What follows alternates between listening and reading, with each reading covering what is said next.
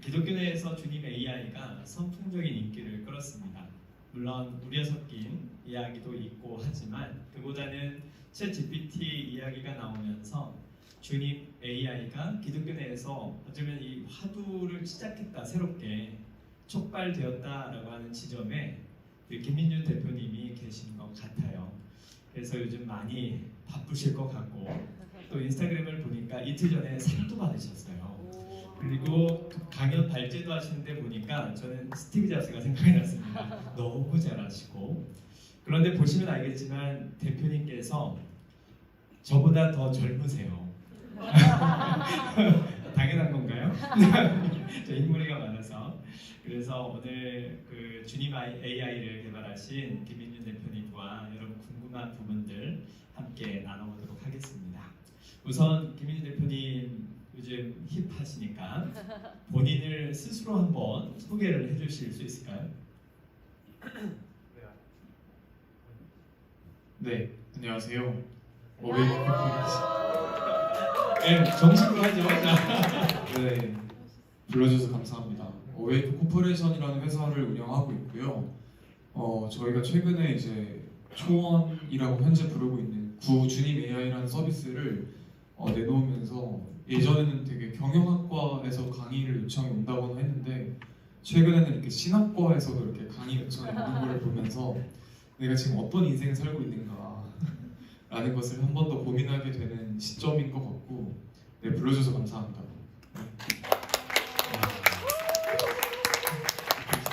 사실 이 주제보다는 이 사업과 관련된 청년 대표의 뭔가 그와 같은 그런 내용으로 불렀으면 더 좋았겠다. 한 2시간 특집으로 해서 그런 생각을 했어요. 근데 시간이 너무 좁아서 일단 그 어웨이크 코퍼레이션 이름이 기독교적인 것 같아요.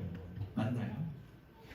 그렇게들 생각을 해주시더라고요. 근데 기독교적인 내용도 아마 있을 것 같긴 한데 사실 본질적으로는 그 당시에 이제 좀 더 일깨워진 삶을 살자에 정말 단순한 생각을 갖고 회사를 설립을 했었고 그 이후에 이제 초원을 만들면서 많은 분들이 이게 정말 기독교적인 서비스를 목적해서 회사가 설립된 것으로 알고 계시더라고요. 근데 저희는 사실 2020년도에 설립된 회사이고 그때는 이제 유튜버들을 위한 서비스를 지금까지도 개발을 하고 있는 회사입니다. 그래서 네, 애초에 초원을 개발하기 위해 설립된 회사는 아니고요. 네. 그러면 회사 대표가 제가 나이를 묻는 건 실례죠. 묻진 않겠지만 좀 젊은 나이에 회사를 시작을 하신 것 같아요. 어떻게 해서 회사를 시작하게 되셨나요? 저는 일단 돈을 벌기 시작했던 거는 초등학생 때부터 돈을 벌기 시작을 했었고 초등학생 때 돈을 벌었던 게 제가 그 기독교 학교를 나왔어요. 그래서 중앙기독초등학교라는 학교를 나왔는데 그 학교를 다니려면 이제 학비가 들어가니까 부모님께서 제가 생각하기에는 이제 늘 집이 작아지면서 그 학교를 두 아들을 보냈었거든요. 그래서 그때 생각이 났던 게 왜 우린 하나님을 믿는 집인데도 불구하고 늘 생활이 경제적으로 불안할까? 그럼에도 불구하고 부모님은 왜 기독교 안에서 이제 그 신학 안에서 이렇게 아이들을 키우려고 하실까에 대한 늘 생각도 있었고 어릴 때 그게 원망도 되기도 했었던 것 같아요. 그래서 이게 하나님을 뭔가 의지하는 것이지 의존하는 건 아니구나. 결국은 내가 돈을 벌어야만 하는구나라는 생각을 갖게 되었고 그래서 이제 어릴 때 돈을 많이 벌려면 초등학생이 편의점에서 알바를 할 수도 없는 노릇이고 어른 행세를 해야겠다 생각을 했던 게 첫 사고였고 그래서 인터넷으로 돈을 벌기 시작한 게 지금까지 이렇게 하게 된 계기가 된 것 같아요. 그러면 지금 하고 계시는 회사는 컴퓨터로 뭔가를 하는 거죠? 네, 제가 지금까지 회사를 몇 번 이렇게 운영을 했었는데 모든 회사가 전부 다 인터넷을 기반으로 한 소프트웨어를 개발하는 회사였고요. 지금도 마찬가지입니다. 그러면 처음에 직업은 프로그래머셨나요? 초등학생 때는 프로그램을 매우 기본적인 걸 하긴 했지만 그 이후에는 사실 계속 같이 개발하는 팀원들이 있었기 때문에 지금까지 제가 개발을 직접 인볼브 하지는 않고 있어요. 그러나 뭐 일부의 기획을 참여하는 수준의 현재는 있고요. 지금은 이제 경영이나 투자나 인재 채용에 관련된 일들을 조금 더 중심하고 있는 상황입니다. 대표로서의 본업에 충실하시다. 네, 지금은 그렇게 됐어요. 네네. 그러면 지금 우리 이제 전도사님들도 목회자들도 사회에서 어떤 역할을 감당하기 위해서 복음을 효과적으로 전하기 위해서 회사는 아니지만 그와 같은 일들을 창업과 같은 형태로 시작할 수 있을 것 같습니다.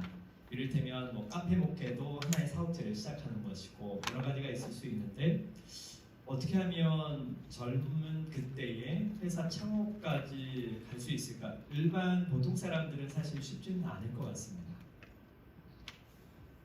일단 창업을 생각해 보면 가장 단순하게 생각을 하는 게 되게 중요한 것 같더라고요. 그래서 저 같은 경우에는 그냥 내가 만드는 그 가치를 고객에게 판다의 개념으로만 굉장히 단순하게 생각을 하는 편이고 고객에게 내가 제공하는 그 가치가 무엇인지 그 본질을 고민해서 그만큼을 그냥 영업한다의 개념으로 시작을 했고 지금도 굉장히 회사를 운영하면서 뭔가 되게 많은 살들이 덧붙여지는 과정이 있음에도 불구하고 늘 단순하게 생각하려고 노력하는 것 같아요. 그러면 투자가 계속돼야 스타트업 요즘에 얘기를 많이 듣는데 뭐 3년, 5년 얘기를 많이 하거든요. 근데 이미 그때를 넘어서신 것 같고 투자 부분은 어렵다고도 하던데 비결이 있으신가요?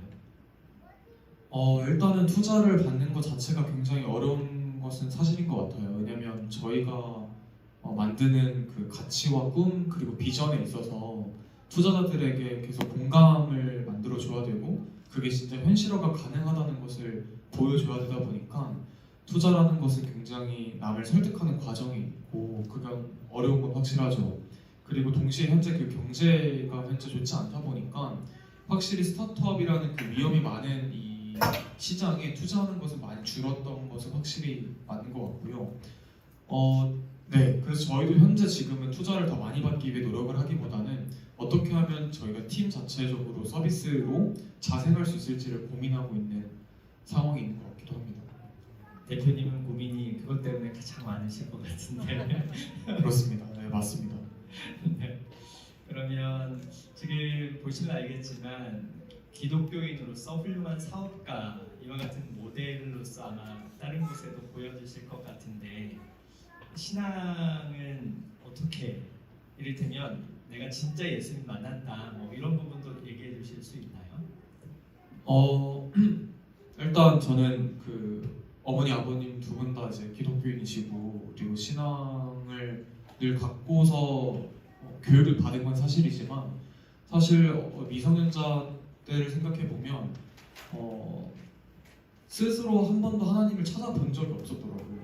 늘 선생님이나 목사님, 부모님이 이렇게 떠먹여 주시는 그런 공부를 했던 것 같고 그러다 보니까 더 하나님의 존재를 그냥 당연시 여기기만 하고 그 존재에 대해 내가 고민을 과연 얼마나 해봤을까 하면 잘 안 해본 것 같고 동시에 부모님이 경제적으로 어려운 과정 속에 같이 살아가다 보니 오히려 원망과 그런 부정적인 감정들이 더 컸던 것도 사실이에요. 그래서 고등학생 때는 제가 오히려 약간 부정하는 사람 중에 한 명이었던 것 같아요. 그래서 제 친구 중에 신학과를 간 친구가 있는데 그 친구가 정말 친한 친구였어요. 그래서 그 친구가 민준아 내가 정말 이토록 바랬던 신학과에 가게 됐고 난 이제 사역하는 삶을 살 거야 이랬었는데 제가 그 친구한테 너 예수님 본 적 있어? 없어. 직접 본 적은 없어. 그래서 너 상상 속으로 유니콘 마른 그림이 그려지지? 그려져. 본 적 있어? 없어. 그 예수님이랑 뭐가 다른 거야? 그러니까 이런 식으로 과학적, 역사적으로 근거를 갖고 와라. 근데 그 친구가 못 갖고 오더라고요. 그래서 그래, 그래서 없는 거야. 이렇게 오히려 제가 이야기하던 사람 중에 한 명이었어요. 그러다가 제가 성인이 되고 고등학교를 자퇴하고 전 사업을 더 집중했던 사람이기 때문에 굉장히 많은 그런 언론과 미디어에 관심을 받아왔고 미성년자임에도 불구하고 투자를 받는 게 생각보다는 쉬웠던 것 같아요. 왜냐하면 이미 그때 너무 많은 미디어가 관심을 줬거든요. 그렇게 난 이제 또 다시 한 번 더 성공을 하겠구나 생각을 하고 사업을 집중하던 과정에서 이 세상에 내가 컨트롤할 수 없다는 것을 그때 더 동시에 깨달은 거죠. 그래서 그 전까지는 사실 제가 고등학교도 특목고를 나왔기 때문에 대부분의 제 인생이 다 제가 컨트롤이 가능하다고 생각했어요. 그래서 이 세상은 전부 다 제어가 가능하고 내가 상상하는 그 컨트롤을 할 수 있는 그 에리어 안에서만 내가 일을 할 수 있는 것에 대한 감사함도 있었고, 그러나 사업을 하면서 외부의 요인에서 오는 그런 언컨트롤러블한 요인들로 인해 제가 넘어지는 것들이 반복될수록 엄청나게 큰 스트레스와 번아웃이 오더라고요. 그래서 그 과정에 있을 때 제 친구가 처음으로 한번 교회를 가보는 게 어떻겠니라는 이야기를 했었어요. 그래서 너가 싫어하는 거는 이제 교회에서 제가 말했던 게 교회는 과학적 역사적인 이야기를 안 해주기 때문에 다닐 수가 없다라고 이야기했는데, 그 친구는 과학적 역사적인 근거들도 당연히 성경 안에 찾을 수 있고 그거를 공부하는 그런 교회 세미나들이 있으니까 그런 곳을 같이 가보자 해서 그럼 가보자고 이제 가기 시작했던 거죠. 거기를 가서 직접 공부하는 시간들을 덕분에 진짜 하나님이라는 존재가 있구나, 이 진리라는 게 있구나 라는 걸 알게 되었고, 그게 곧 사업에도 굉장히 많은 도움이 됐던 것 같아요. 그래서 사실 지금 이 세상을 살아가면서도 뭔가 이 세상을 내가 더 열심히 살아서 성공해야겠다기보다는 일종의 하나님이 만든 가상 게임의 세계에 있는 느낌이에요. 그래서 어차피 죽으면은 진실된 천국이라는 진짜 공간으로 가는데, 그 가기 전 이 현재 이 가상 공간에서 얼마나 더 많은 사람들에게 진리를 알게 해주고 얼마나 이 많은 사람들에게 진리를 알게 함으로써 구원을 받게 해서 이들과 함께 진실된 공간으로 가기 위한 그 일종의 게임 과정이 있지 않나 라는 생각을 갖고 지금도 살아가는 것 같고, 그래서 주님의 AI라는 것도 나왔던 것 같기도 하고요. 네. 그러면 주님의 AI 이야기로 넘어가 보면 갑자기 딱 나왔을 때 다들 놀랬던 것 같아요. 이거 개발이 어떻게 해서 되게 된 건가요? 그 계기를 물어보시는 걸까요? 일단 저희가 2020년도부터 약 3년 정도 크리에이터 유튜버들을 위한 서비스를 개발하는 스타트업이에요. 그래서 지금까지 개발을 하면서 우스갯소리로 이제 사업을 하다가 사무실에서 정말 사실 생각해보면 최고의 크리에이터는 하나님이야, 제가 이렇게 한마디를 한 거예요. 그래서 비기독교인인 사람들 팀원들께서 이제 왜 최고의 크리에이터는 하나님이지? 라고 이제 물어봤어요. 그래서 제가 정말 우스갯소리로 하나님은 이미 오래된 컨텐츠를 갖고 있는데 그 컨텐츠를 계속 새로운 컨텐츠를 만들어내고 있으니까 크리에이터이고, 또 우리가 굉장히 팬처럼 일주일에 하루 정도는 직접 가기도 하고 듣기도 하고, 이 일말의 과정들이 크리에이터의 그 팬들이 하는 과정과 행동과 많이 유사한 것 같아, 이렇게 말을 하고 퇴근을 했어요. 퇴근을 하기 전에 요즘 GPT가 뜨다 보니까 근데 진짜 최고의 크리에이터는 하나님인데 GPT로 하나님과 대화할 수 있으면 진짜 재밌겠다, 이러고 퇴근을 한 거예요. 퇴근을 했는데 팀원 저희 회사 제품 총괄을 해주시는 분께서 갑자기 이제 GPT로 개발을 이제 해보기 시작하신 거죠. 그래서 성경 이 데이터를 기반으로 한 하나님과 처음에 대화할 수 있는 채팅 형태의 간단한 서비스가 나왔어요. 근데 그 서비스는 영어 버전이었는데 그걸 하루 만에 개발을 하시고 잘 안 됐고, 바로 또 다음 날에 한국어 버전으로 지금의 초원 서비스의 형태가 나온 거죠. 이게 금요일 날 배포를 하고 주말이 지나고 월요일이 됐는데 너무나 많은 폭발적인 관심을 받은 거예요. 그래서 트위터에서만 해도 막 한 트위터에 2,000개 이상의 그 트위터만 리트윗이 된 게 있고, 많은 전도사님들이 블로그나 칼럼 쓰는 공간에 이 주님 AI에 대한 찬반이 오고 가더라고요. 그래서 제가 이제 기독교 학교를 나왔다 보니까 목사님들한테 전화가 이게 과연 올바른 것인지, 무슨 생각을 갖고 만든 것인지, 그런 것들에 대한 이야기와 질문들도 많이 받게 됐던 것 같고, 근데 아무튼 그렇게 해서 만들어지게 됐고 사업적인 목적을 갖고 만든 것도 아니고 그냥 새로운 기술이 나왔고 이 기술을 어떻게 활용하면 좋을까 그러다가 나오게 된 것 같아요.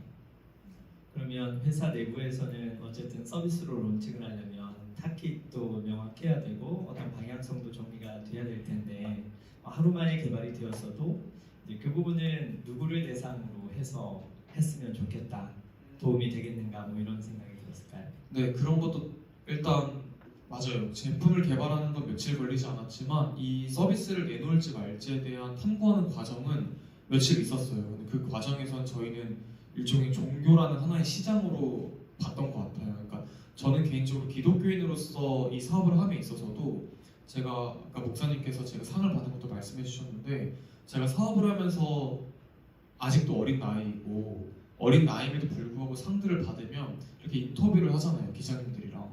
그러면 이제 어떤 인터뷰를 해도 늘 처음 하는 얘기가 제가 기자님들께 말씀드릴 때 저는 하나님을 위해 이 사업을 해요. 그리고 왜 이 사업을 하나요? 하면 조금 더 많은 사람들을 전도함에 있어서 내가 하나님을 위해 살고 있고 하나님의 그런 은혜를 받고 있는 걸 나를 통해 간증할 수 있는 삶을 사는 것 같아요. 이렇게 이야기를 하면은 막상 기사가 나왔을 때는 하나님에 대한 내용들이 안 나오는 거예요.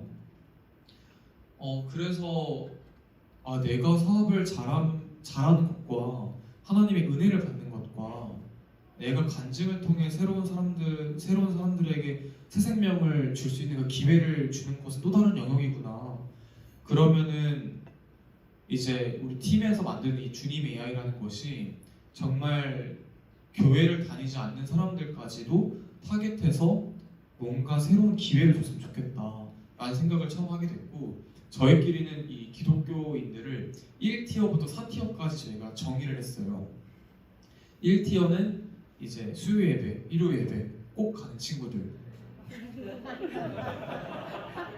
네, 아마 여러분들이 아마 1티어실 텐데 이 휴무인 이 노동절까지 이렇게 좋은 시간을 내주셨으니까.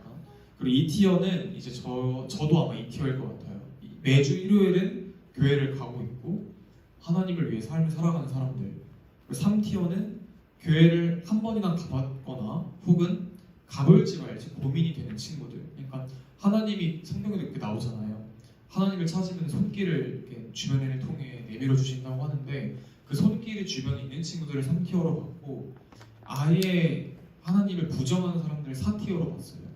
저희는 처음에 타겟했던 건 1티어와 2티어가 아니라 사실은 3티어, 4티어를 타겟해서 만들었어요.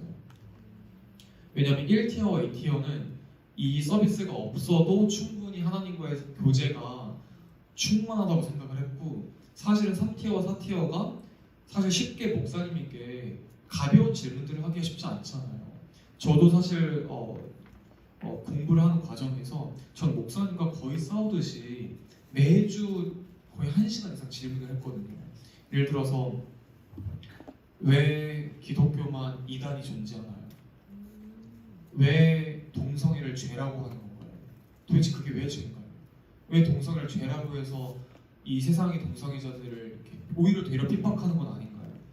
왜 스님들이 성폭행했다는 말을 들어본 적이 없는데 왜 교회를 다닌다는 사람들만 이런 뉴스에 나오나요?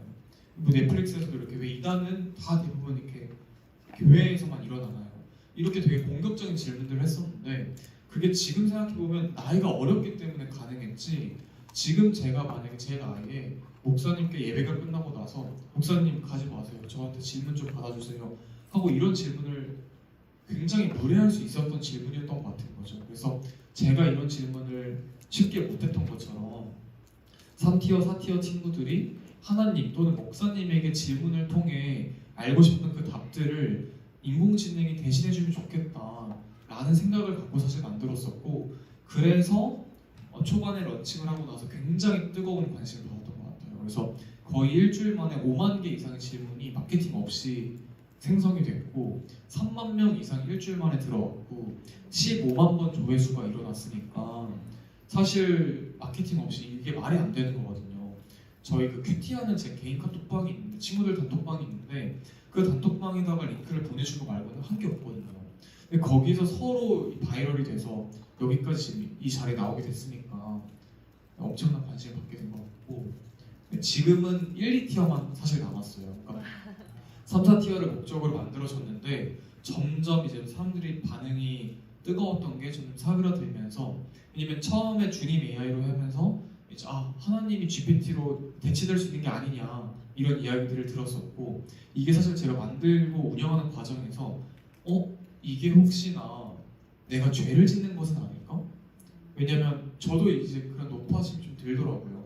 많은 목사님들께서 민준아 이게 죄가 될 수 있어 라고 이야기를 하니까 저는 이거 되게 좋은 목적을 갖고 만든 건데 괜히 제가 죽고 나서 하나님 앞에 나섰을 때 넌 이걸 만든 게 죄야 라고 이야기하면 너무 슬플 것 같은 거예요. 그래서 기도를 하면서 오해가 될 수 있는 이름은 바꾸자 해서 초원으로 이름을 바꾸고 조금 더 이 교제에 도움이 되는 것들의 기능들을 덧붙이면서 3, 4티어보다는 조금 더 1, 2티어들만 모이는 서비스가 되었고 네, 그러면서 이제 좀 그렇게 발전이 됐던 것 같아요. 네, 태키즈 잡은 것도 굉장히 논리적이고 또 명확했던 것 같은데 저희 주님 아이의 질문을 하면 답변도 그냥 뭐 답변 하나만 나오는 게 아니라 질문과 또 해설과 말씀과 기도문까지 체계적으로 시스템이 갖춰져 있더라고요. 그거를 또 구성하게 된 거는 어떤 과정을 통해서 그렇게 질문을 하면 이와 같은 답변이 필요하겠다. 그걸 어떻게 구성을 하시게 된 거예요? 일단은 저희가 GPT라는 기술을 현재 사용하고 있고요. 그러니까 저희가 별도로 직접적인 인공지능을 개발했다거나 혹은 저희가 자체적인 데이터를 갖고서 튜닝을 해서 서비스를 개발한 건 아닙니다. 이미 성경이라는 데이터는 저희는 이제 데이터라고 이야기를 하는데 엄청나게 오래 전부터 성경책이라는 건 존재해 왔고 이 성경을 기반한 여러 2차 컨텐츠들은 이미 인터넷에 많이 존재해요. 그래서 그런 데이터들을 이미 GPT가 갖고 있어서 그걸 근간으로 개발이 됐고요. 이제 성경에 대한 이제 질문을 남기게 되면 그거에 관련된 성경 구절을 먼저 추천을 해주고 또한 그 질문에 대한 직접적인 답변을 해주고요.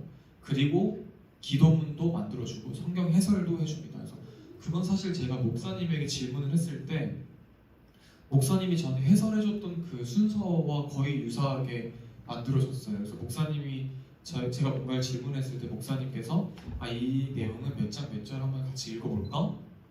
같이 읽어보고 그 다음에 이 장을 통해서 우리가 알 수 있는 건 이러한 이야기를 하나님이 우리한테 해주시는 것 같아 라는 해설을 해주시고 그 다음에 같이 민준아 이 질문에 대해서 기도해 한번 해보자. 그 순서로 동일하게 순서를 만들어서 개발을 했다고 보시면 될 것 같아요. 그 과정에서는 저희의 생각은 들어간 게 없고 전부 다 GPT가 답변하는 내용이에요. 네, 그 구성은 그래도 여기서 결정을 하신 거죠? 네, 맞아요. 그 구성이 참 참신해서 많은 분들이 이용을 하시는데 신방 가시는 목사님과 대표기도 하시는 장로님이 많이 이용을 하신다고.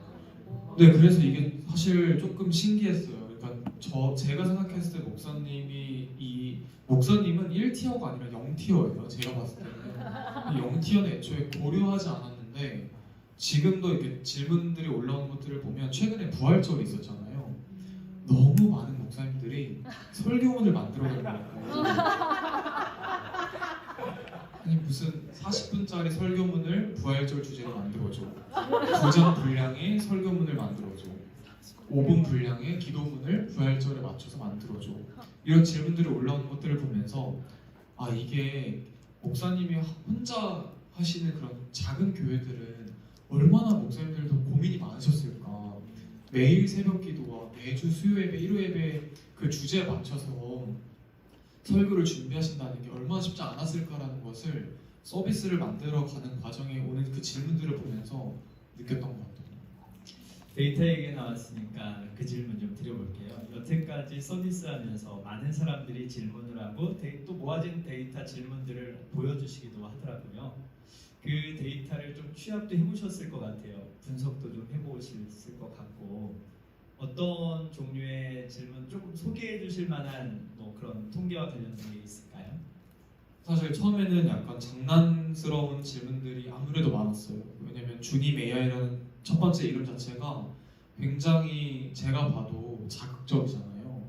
어떻게 인공지능이 감히 주님을 대체한다는 것처럼 주님 AI라는 이름을 내놓으니까 하나님에게 기대하는 질문들, 그러니까 기대한 답을 이미 예상한 질문들도 많이 있었고, 또 초반에는 마치 시험하는 질문들도 많았어요. 그래서 너는 뭐 어떤 이단의 무슨 종파에 있는 인공지능이야, 그거에 맞춰서 답변을 해, 이런 굉장히 공격적인 질문들도 있었고, 그냥 일반인들이 과연 그 예수님의 12제자의 MBTI는 어떤 건지 알려줘, 뭐 이런 것들도 있었고, 정말 개인적인 인생의 고민들, 뭐 예를 들어서 너무 어릴 때 결혼을 해서 어릴 때 딸들을 키우느라 나의 인생이 없었는데 하나님께 이런 개인적인 질문들을 하면서 원망하는 그런 질문들도 기억이 나요.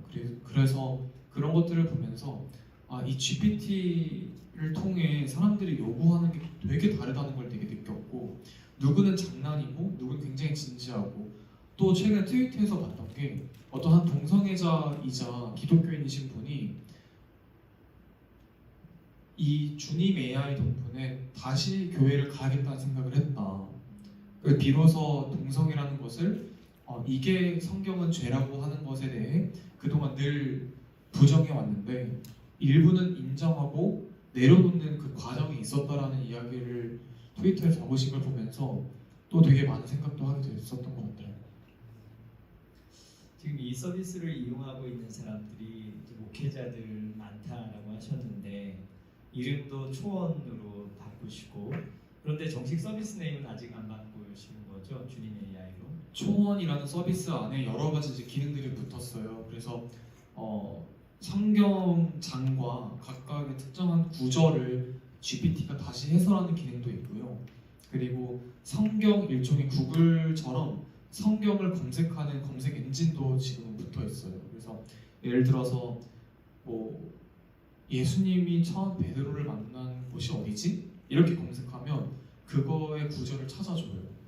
아니면은 처음으로 하나님께서 아들을 바치라고 시험한 구절이 어디지? 이렇게 하면 그 구절을 찾아줘요. 옛날에는 그런 구절들을 찾기가 쉽지가 않았는데 저도 늘 누군가를 전도할 때 이거 말이야, 분명히 목사님 말씀해 주셨는데 이거 어디서 봤더라?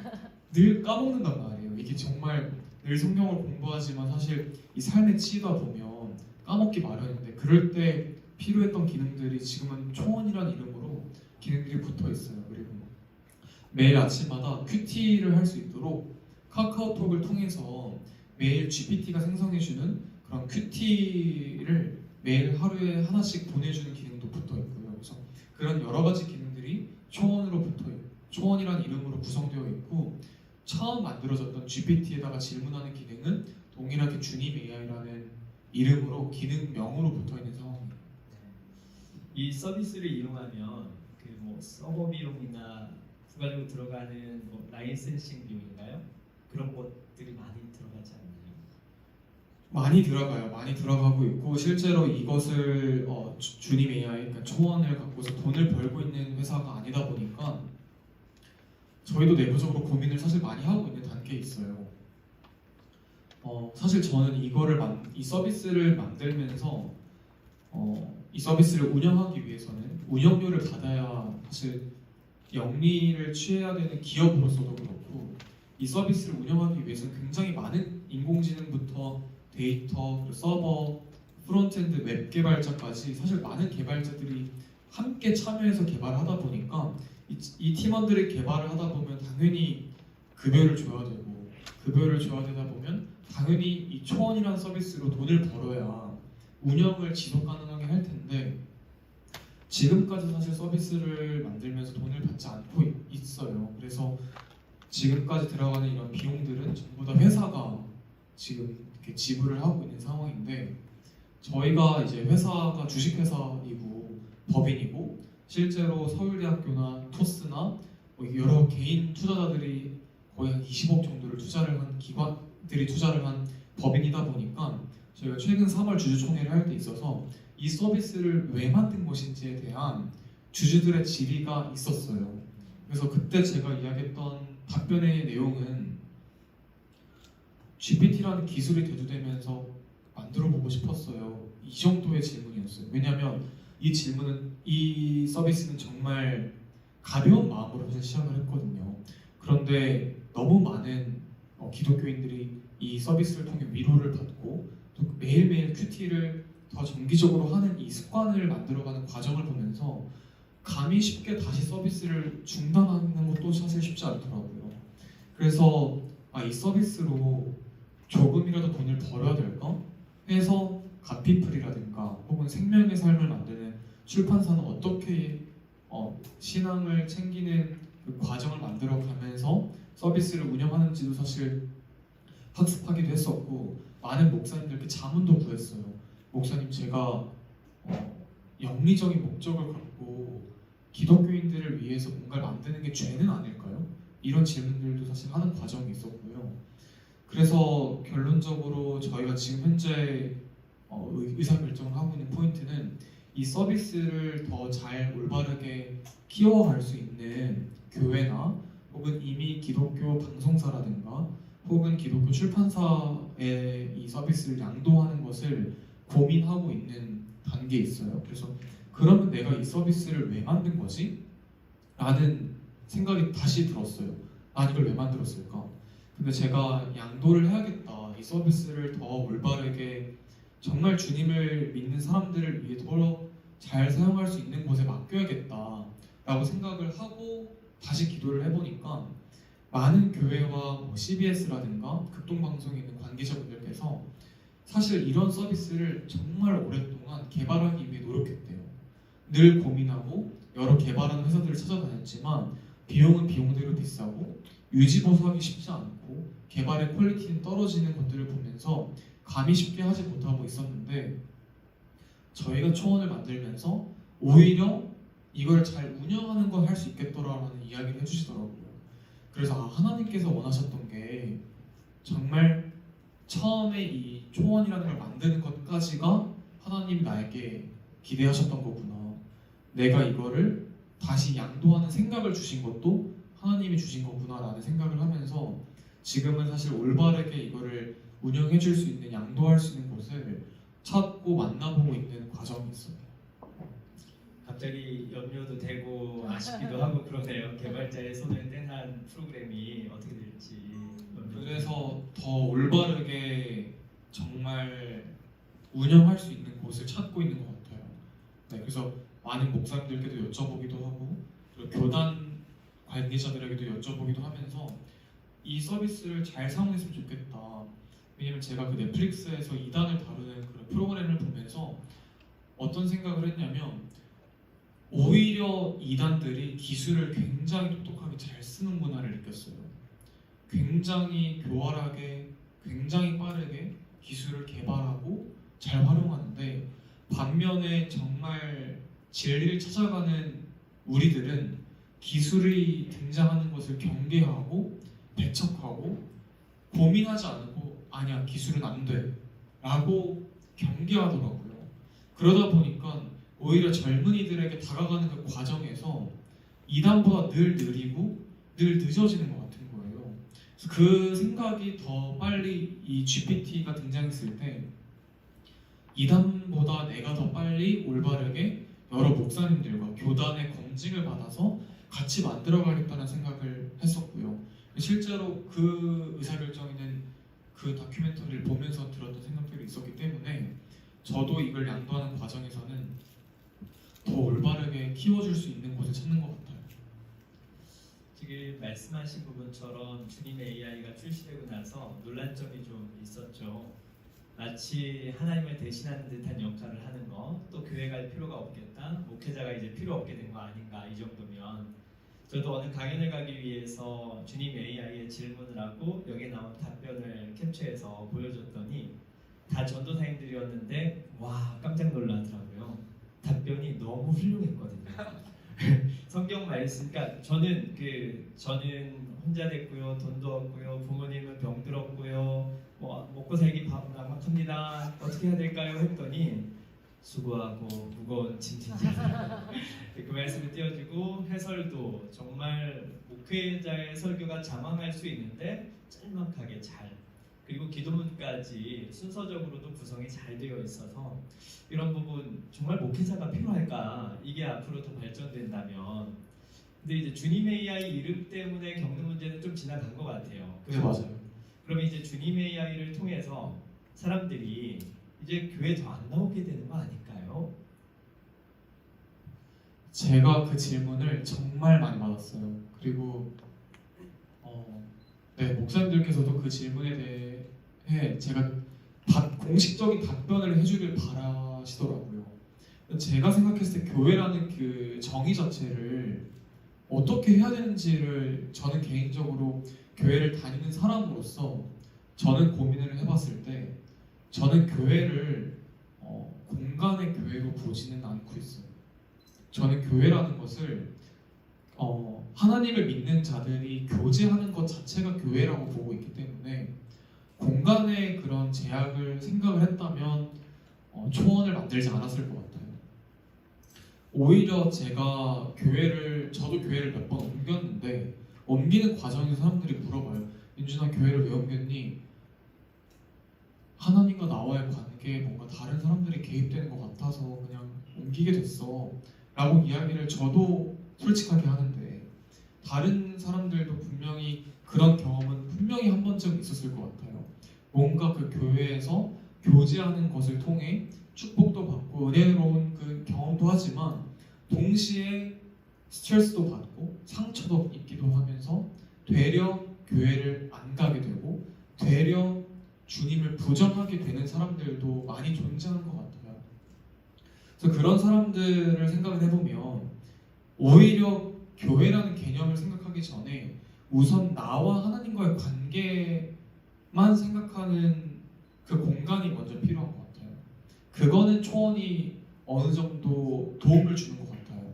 하지만 그것을 기반으로 100% 주님과의 관계를 충족시켜 주느냐는 건 당연히 아니라고 생각을 해요. 그리고 저희는 이 기능을 초원을 만들면서 사실 처음 본질적으로 개발하고 싶었던 기능 중에 하나는 목사님께서 직접 나오셔서 일종의 생방송으로 설교를 해주시는 거였어요. 그래서 일종의 MZ 세대를 위한 15분 정도 되는 설교를 해주시고 또 채팅으로 사람들의 그런 질문도 실시간 답변을 해주는 그런 작은 교회를 만들어 보고 싶었는데 그거는 사실 지금까지 하기가 어려웠던 상황이었고 지금 다시 돌아가 생각을 해보면 초원의 개념은 교회를 떠나 하나님과 나와의 그 교제를 먼저 생각하는 사람들이 찾는 것 같고 그걸 통해 교회를 가야겠다 생각을 하는 사람들은 유튜브로 하는 그런 라이브 설교라든가 줌으로 하는 설교를 듣게 되고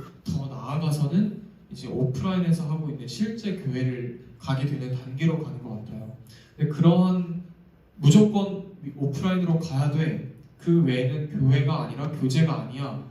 라고 배척하고 경계한다면 오히려 나와 하나님과의 관계만 생각하는 사람들 그리고 온라인 교회를 찾아가는 사람들은 오히려 떨어져 나갈 수밖에 없는 것 같아서 각각 단계별로 주님과의 관계를 생각하는 것들이 필요하지 않나 라고 전 개인적으로 생각해요.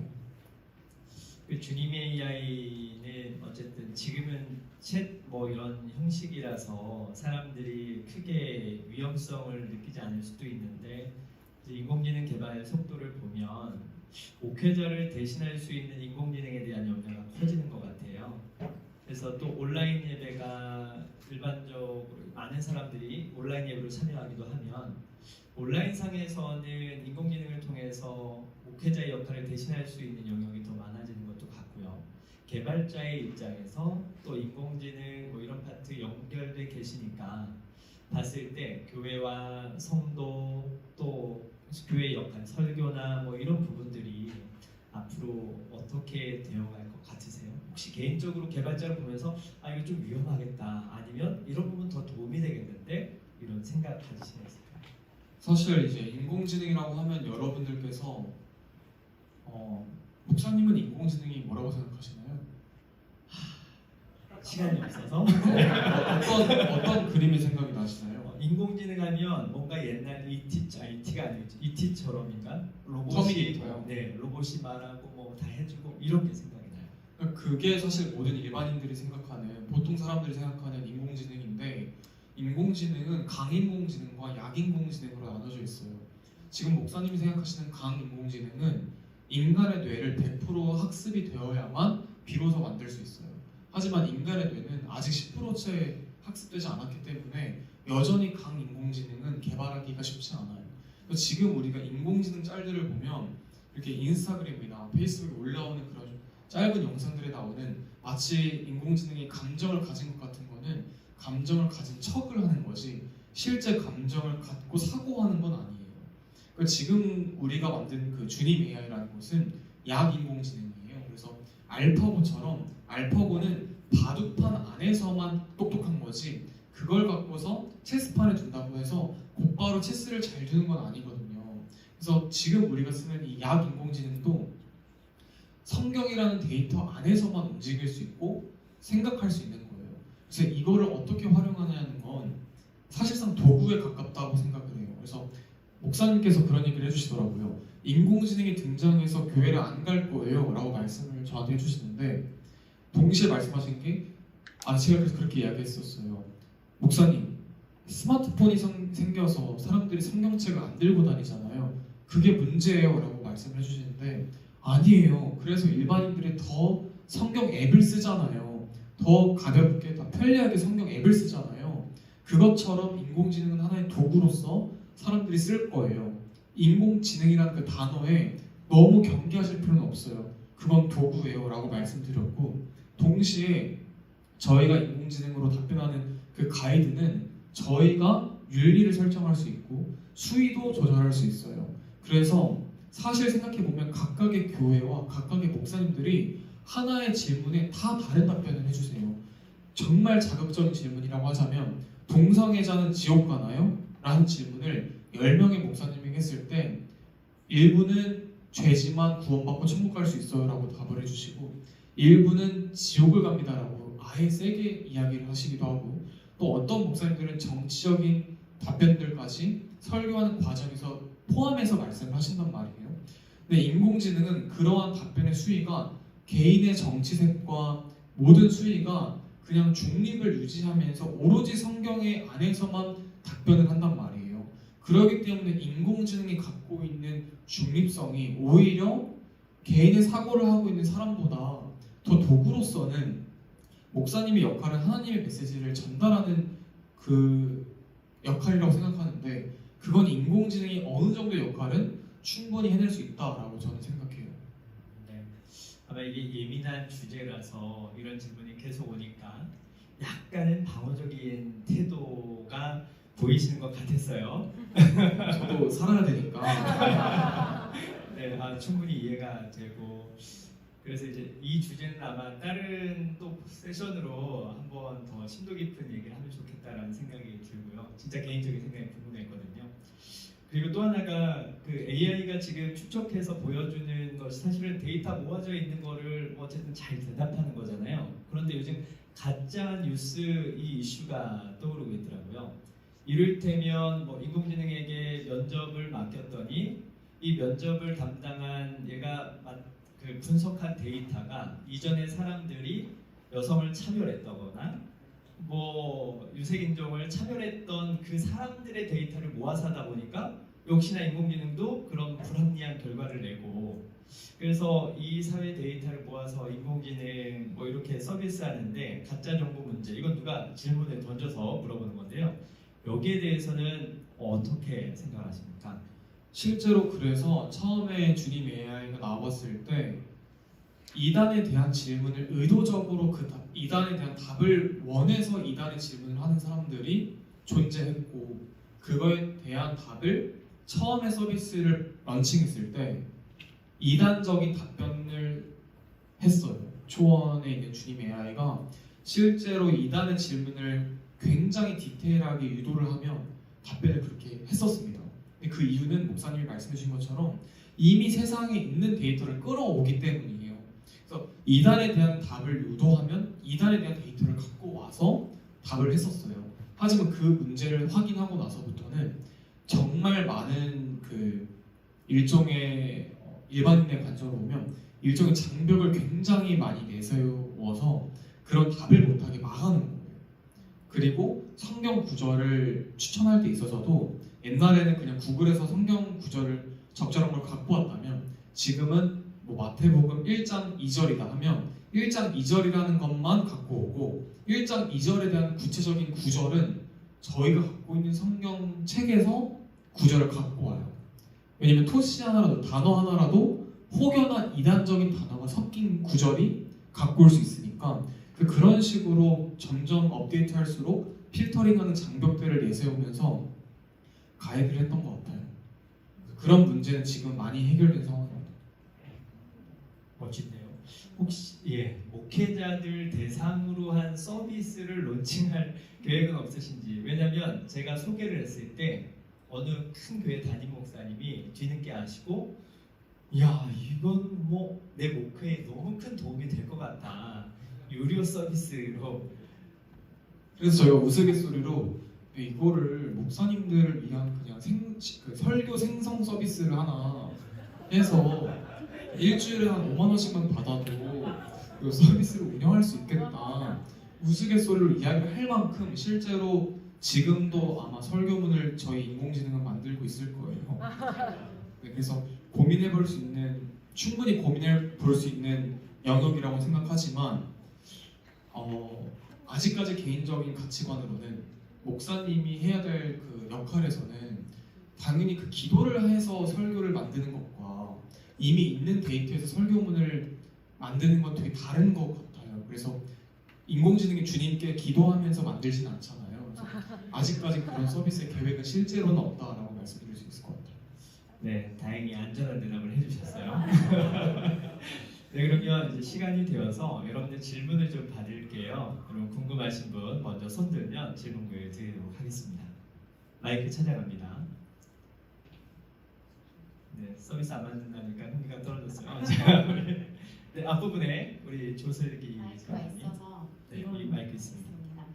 그 처음에 주님 AI 개발하실 때 3티어, 4티어를 목표로 하셨었다고 하셨는데 결국에는 이제 1티어, 2티어가 나왔다고 하셨잖아요.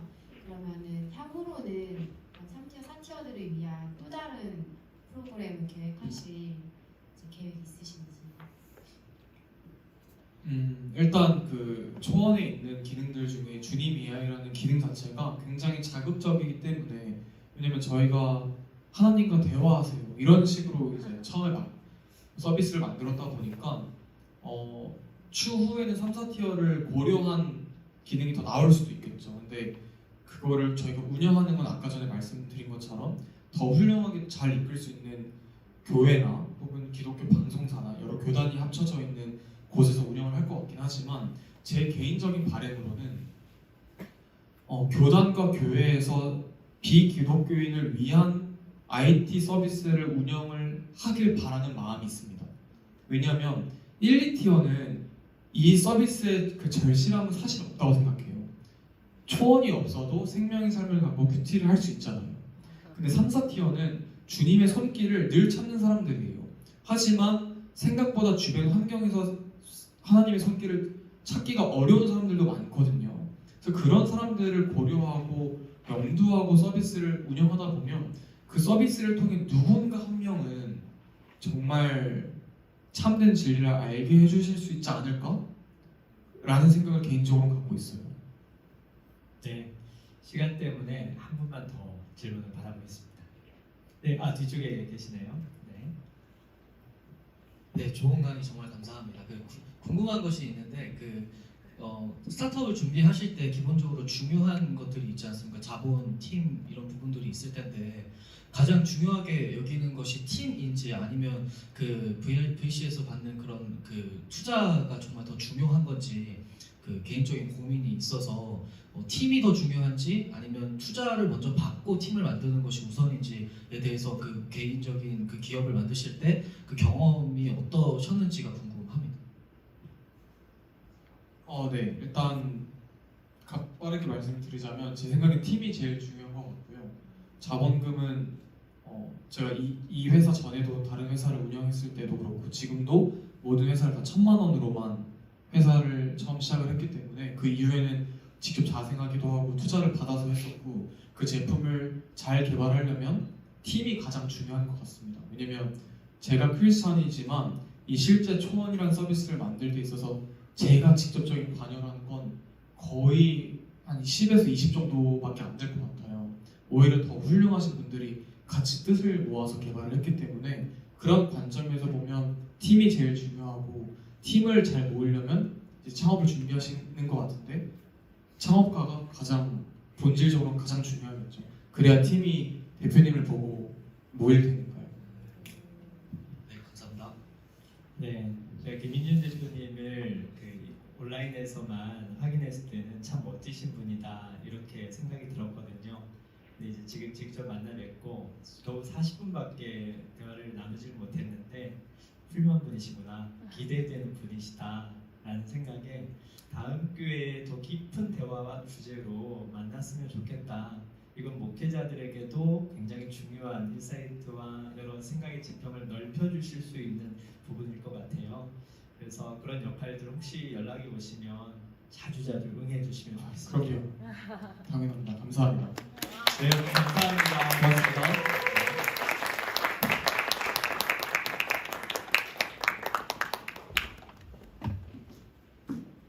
네, 다시 한번 귀한 시간 내주신 우리 김민준 대표님께 큰 박수 부탁드립니다.